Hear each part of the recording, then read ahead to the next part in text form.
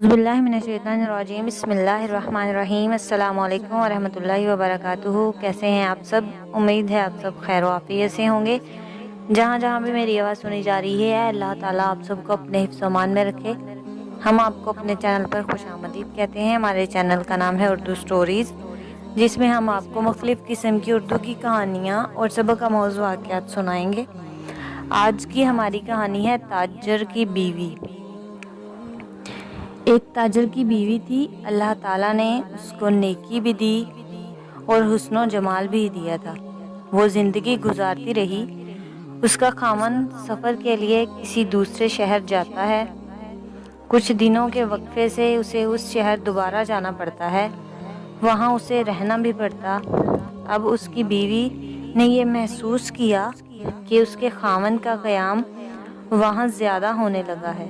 लिहाजा उसे एहसास हुआ कि कहीं उसने वहाँ दूसरा घर तो नहीं बना लिया।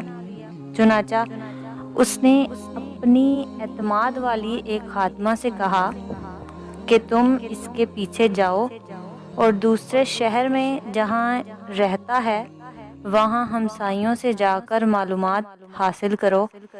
जब उसने वहाँ से मालूमात ली तो पता चला कि उसे वहाँ 10-15 दिन रहना होता था।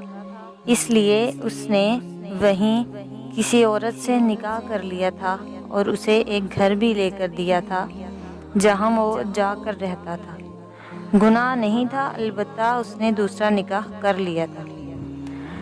जब इस औरत को कन्फर्म हो गया तो उसने सोचा कि मेरे खामन ने निकाह तो कर लिया है, अगर झगड़ा करूँगी तो खामन को ख्वामखा मेरे सामने शर्मिंदगी होगी, या ये भी हो सकता है कि मेरा खामन खुल्लम खुल्ला कह दे कि मैं उधर भी वक्त दूंगा और इधर भी दूंगा।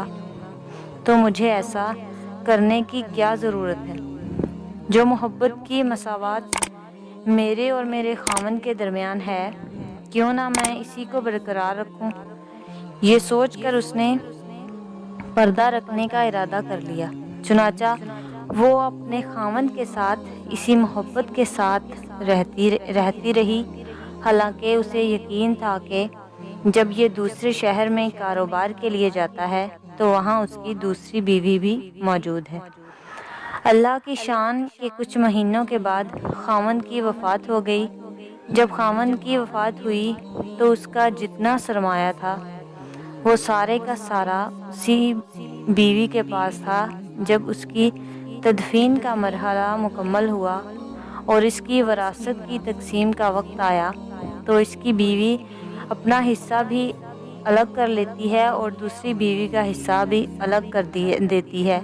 और इस औरत को जिसने इसको बताया था कि उसका दूसरा निकाह भी है, इसको बड़ी राजदारी से ये कहकर उसकी दूसरी बीवी की तरफ भेजती है कि उसे ये वरासत का हिस्सा लो और उसे दूसरी बीवी को दे के आओ, क्योंकि मेरे शोहर की वरासत में उसका भी हक है, मैं उसका हक नहीं खा सकती।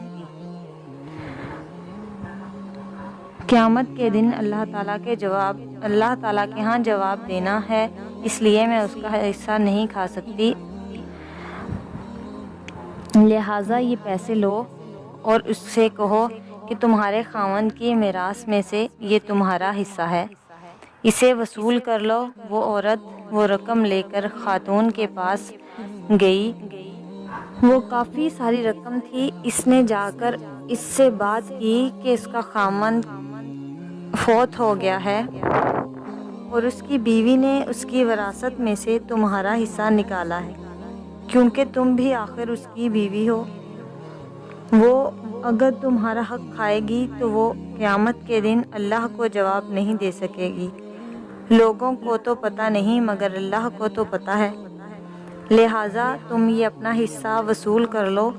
इस औरत ने वो रकम पकड़कर कहा कि अल्लाह उसका भला करे, वो कितनी नेक औरत है, वो कितनी अच्छी औरत है जिसने मेरा ख्याल रखा। फिर उसने कहा कि तुम ये माल मेरी میری طرف سے لے جا کر اس عورت کو واپس کر دو، اس لیے کہ اس خاوند نے مرنے سے 1 ہفتہ پہلے مجھے طلاق دے دی تھی، اور اس طلاق کا پتہ یا مجھے ہے یا میرے اللہ کو، لہٰذا اس وراثت میں میرا حصہ نہیں بنتا، یہ اسی کا حصہ ہے، لہٰذا اسے واپس کر دو۔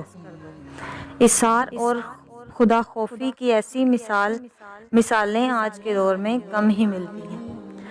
یہ تھی آج کی ہماری کہانی۔ امید ہے آپ کو ہماری کہانی پسند آئے گی۔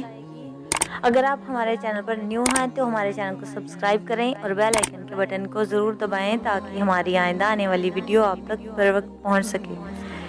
ہماری نیکسٹ ویڈیو تک کے لیے اپنا خیال رکھیں اور اپنے ساتھ جڑے لوگوں کا بھی خیال رکھیں۔ اللہ حافظ۔